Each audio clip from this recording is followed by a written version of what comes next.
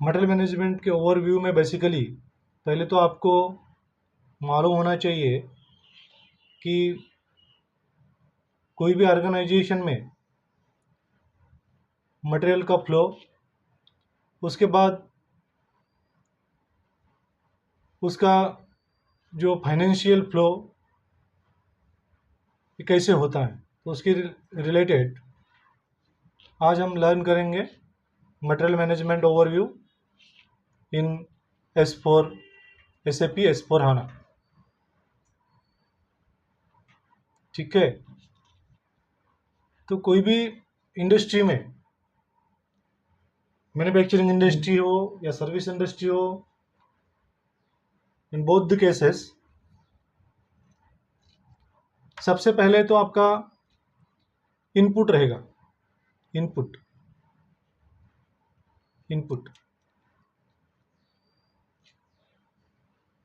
उसके बाद उसको प्रोसेसिंग, उसके ऊपर प्रोसेसिंग किया जाएगा, प्रोसेसिंग, और आउटपुट मिलेगा। कोई भी इंडस्ट्री हो, चाहे वो मैन्युफैक्चरिंग हो या service industry, in any type of industry, okay, in any industry और एनी ऑर्गेनाइजेशन, इनपुट के ऊपर प्रोसेसिंग होगा, आउटपुट मिलेगा और वो सेल होगा। अभी यहाँ पे आप ध्यान दीजिए, इनपुट बहुत इंपॉर्टेंट है। इनपुट ये टर्म्स है, उसमें क्या क्या इन्वॉल्व होता है। आप जैसे आप मैन, मटेरियल, मशीन्स, मनी, ये तो 4 इनपुट बेसिक रहेगा ही रहेगा। उसके अलावा और बहुत सारे इनपुट रह सकते हैं depending upon the type of industry, okay. तो इनपुट जो भी है, input example man, secondary materials, उसके बाद मशीन्स, उसके बाद मनी, उसके बाद और n नंबर ऑफ आपके इनपुट हो सकते हैं। ठीक है, तो ये जो भी इनपुट्स है उसको प्रोसेसिंग किया जाएगा और आउटपुट किस फॉर्म में मिलेगा। एक तो आपका फिनिश्ड गुड्स रहेगा, फिनिश्ड गुड्स और सर्विस।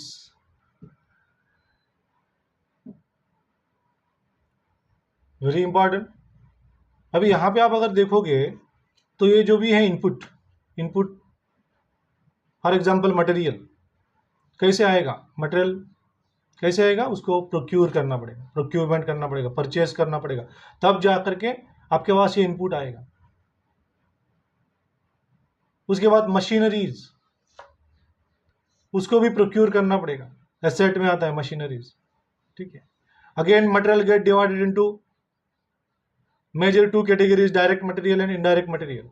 डायरेक्ट मटेरियल मतलब जो फिनिश गुड्स के ऊपर, आपके फिनिश गुड्स के ऊपर जिसका फिजिकल अपीयरेंस मिलेगा, मतलब वो आपके फिनिश गुड्स का डायरेक्ट पार्ट होता है, उसको डायरेक्ट मटेरियल बोलते हैं। और इनडायरेक्ट मटेरियल मतलब जो फिनिश गुड्स बनाते टाइम जो कंज्यूमेबल लगेंगे, लुब्रिकेंट्स लगेंगे, उसको इनडायरेक्ट मटेरियल। स्टेशनरी हो गया, आपकी स्टेशनरी हो गई, या स्टेशनरी रिलेटेड कंज्यूमेबल, पूरे के पूरे आपके इनडायरेक्ट मटेरियल होंगे। और मशीन्स मतलब आपका बेसिकली एसेट्स। उसके बाद मैन, आप मैन पावर हायर करते हो, कोई थर्ड पार्टी कंसल्टेंसी उसमें रहेगा, तो वो भी एक प्रोक्योरमेंट का ही पार्ट है, मतलब सर्विस का procurement, hiring up man power. बहुत सारे कंपनियां बैंक से लोन लेती है, या जो भी फाइनेंशियल सर्विस प्रोवाइडिंग वाले जो भी कंपनियां रहेंगी, वो लोग पैसा प्रोवाइड करती है कोई भी ऑर्गेनाइजेशन को, तो फिर मनी भी आपका वो ही पार्ट है। तो इनपुट जो भी है, इनपुट आपको प्रोक्यूर करना पड़ेगा, ध्यान में रखना, इनपुट जो भी है आपको प्रोक्यूर करना पड़ेगा और परचेज करना पड़ेगा, प्रोक्यूर, वेरी इंपॉर्टेंट। तो जितना भी इनपुट है उसको प्रोक्यूर करना है, उसके बाद उसके ऊपर प्रोसेसिंग करना है। अभी प्रोसेसिंग जो है मतलब मटेरियल आया, फॉर एग्जांपल आपका अगर गियर मैन्युफैक्चरिंग इंडस्ट्री है, वो आप एज ए रॉ मटेरियल और एज ए इनपुट आप फॉर एग्जांपल बार लोगे, राउंड बार, वेरियस डायमेंशंस के, आप depending upon your design of that gear, उसको पहले वो जो भी रॉ मटेरियल रहेगा आपका राउंड बार, उसको पहले आपको कटिंग करना पड़ेगा, उसके बाद उसको और बहुत सारे ऑपरेशंस रहेंगे, तो मतलब वो टोटली उसको मशीनिंग बोलते। तो प्रोसेसिंग का जो पार्ट है एक मशीनिंग, आप जो भी मशीनिंग करोगे मैन्युफैक्चरिंग इंडस्ट्री में तो उसको प्रोसेसिंग किया। या आप अगर सब असेंबलीज या पार्ट्स ले रहे हो, मार्केट से परचेस कर रहे हो एज ए इनपुट, फिर उसको असेंबली करना पड़ेगा, वो भी एक टाइप का आपका प्रोसेसिंग है। और सब असेंबली रहेगा, सब असेंबलीज और सब असेंबली, ठीक है। तो अगर सर्विस इंडस्ट्री है तो उसको प्रोसेसिंग मतलब, फॉर एग्जांपल आपका आईटी सेक्टर है, सर्विस इंडस्ट्री, तो प्रोसेसिंग मतलब जैसे for example data entry, data analysis, ये क्या है आपका प्रोसेसिंग का एग्जांपल। ऐसा एन नंबर ऑफ प्रोसेसिंग होगा, जिसके बाद आपको आउटपुट मिलेगा, इन the form of finish goods और फिनिश सर्विस। इन केस आप मैन्युफैक्चरिंग इंडस्ट्री आपको फिनिश गुड्स मिलेगा, और इन केस आप सर्विस इंडस्ट्री आपको फिनिश सर्विस मिलेंगे, और इसको आपको सेल करना है, तब जा करके कंपनी चलेगी। तो कोई भी ऑर्गेनाइजेशन में आपके पास इनपुट चाहिए, उसके ऊपर प्रोसेसिंग करना है, उसके बाद आउटपुट मिलेगा, और उसको आप सेल करोगे, तब जा करके आपका कंपनी चलेगा, कोई भी ऑर्गेनाइजेशन चलेगा। ठीक। तो यहां पे अगर आप देख रहे हो, जैसे ये man power, material, machineries, money, मोटा मोटा मैंने ले लिया है यहाँ पे, ठीक है। यहां पे अगर आप देखोगे तो involvement of how many department, ये मैन पावर मतलब एचआर डिपार्टमेंट, देखो यहाँ पे एचआर का इन्वायरमेंट है। उसके बाद यहाँ पे मटेरियल, मशीनरीज, ये प्रोक्यूरमेंट है ना, मतलब मटेरियल मैनेजमेंट। उसके बाद मनी, जहां पे मनी आता है तो फाइनेंस, एफआई मॉड्यूल, देखो। तो involvement of at least 3 department in case of the input. Similarly आप यहां पे अगर देखोगे प्रोसेसिंग में, तो यहां पे मशीन शॉप, मशीनरी मतलब क्या है, पीपी, प्रोडक्शन प्लानिंग, इंपॉर्टेंट है। यहाँ पे involvement of production department. Production में भी अलग अलग टाइप के होते हैं, मशीनिंग करना है तो मशीन शॉप, असेंबली करना है तो असेंबली शॉप, है ना, असेंबली शॉप। डेटा, जैसे फॉर एग्जांपल अगर आपका सर्विस इंडस्ट्री है, आईटी सेक्टर रिलेटेड, तो उनका अलग से ऑफिस रहेगा, ओके। सिमिलरली जो आउटपुट आपके पास आ रहे हैं in the form of finish goods और द फिनिश सर्विस, तो उसको सेल्स करना पड़ेगा, तो sales and distribution, HD, sales and distribution. अभी यहां पे जो भी आप मटेरियल प्रोक्योर कर रहे हो, उसको स्टोर करने के लिए आपके पास वेयर हाउस रहेगा, तो उसको फिर ware house management again.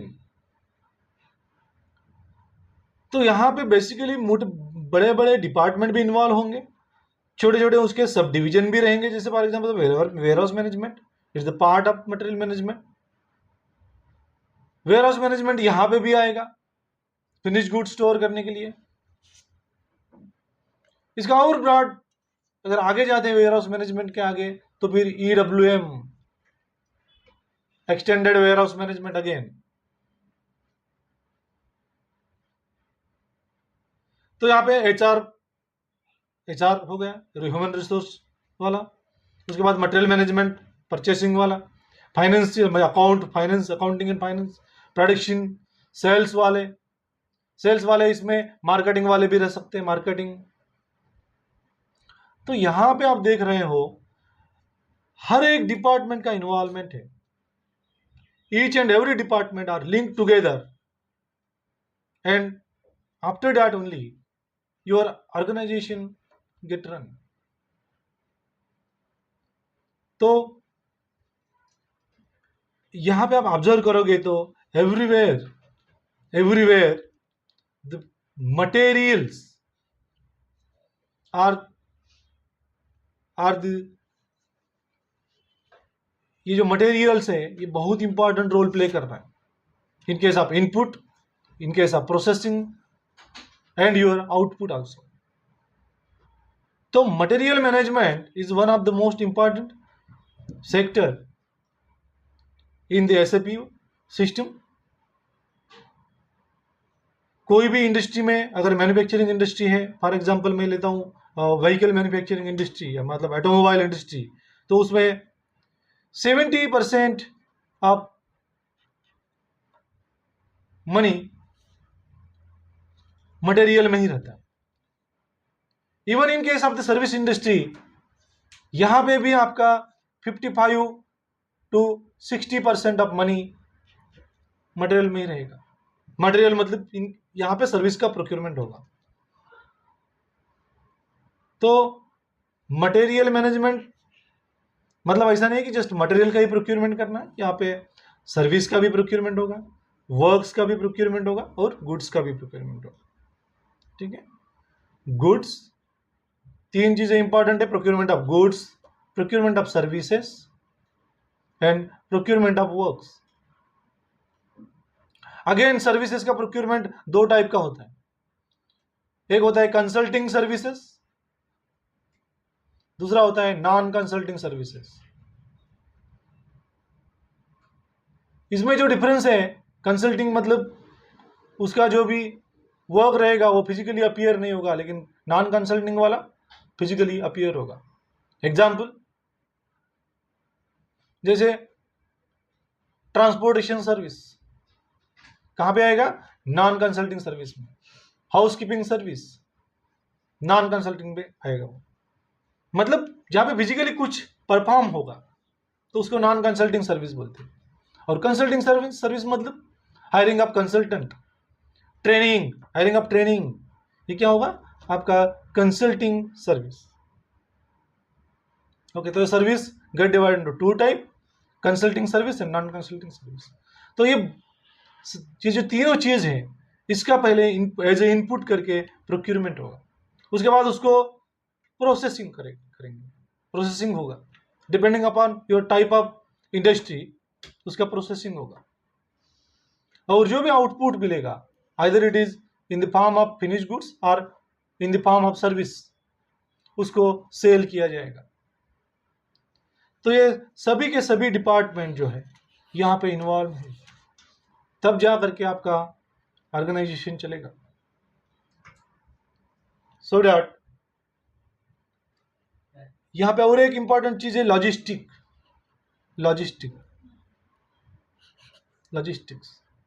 Again it is the part of warehouse management. तो ये जो है आपका प्रोसेस होता है जहां पे आपका मटेरियल मैनेजमेंट बहुत इंपॉर्टेंट रोल प्ले करता है। तो हम कल बात करेंगे इन SAP S/4HANA ऑर्गेनाइजेशन स्ट्रक्चर उसका कैसे होता है, organisation structure in SAP S/4HANA। फिलहाल के लिए इतना ही, यहाँ पे हम रुकेंगे।